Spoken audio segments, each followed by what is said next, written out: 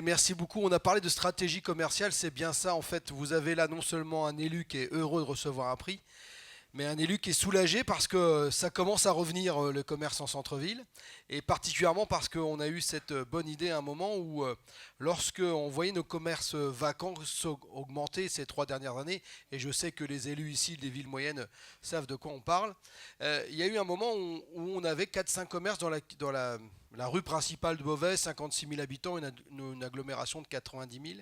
Et on savait qu'ils étaient bien situés, on n'arrivait pas à les remplir parce qu'on ne trouvait pas on ne trouvait pas soit le porteur de projet, soit le propriétaire.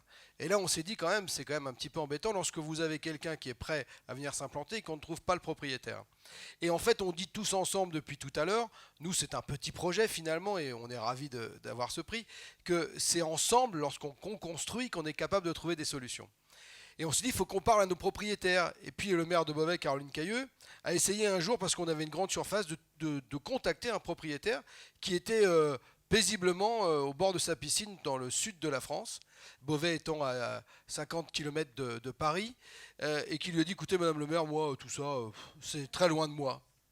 Alors oui, mais quand même, vous avez un local là qui peut accueillir un commerce, ça fait 10 ans qu'il est vacant, comment ça se fait que vous ne voulez pas vous en occuper? Bon, écoutez, parce que mes enfants sont plus là, je défiscalise, ce qui m'arrange bien.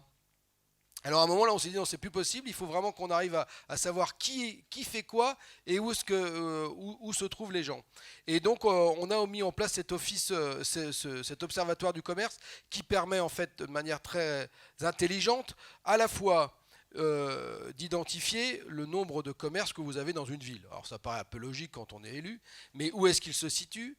Combien coûte le loyer? Qu'est-ce qu'il y a à l'intérieur? Est-ce qu'il est vacant? Le bail pour combien de temps?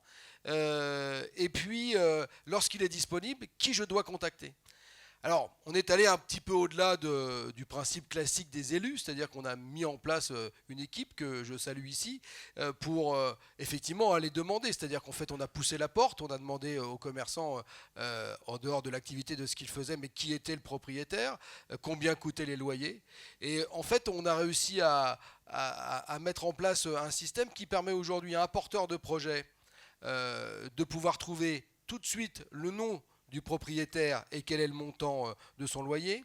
Une franchise, et on a fait le salon de la franchise grâce à cet outil, d'avoir en direct l'endroit où se trouve ce commerce vacant dans notre cœur de ville, et puis aux propriétaires de locaux commerciaux.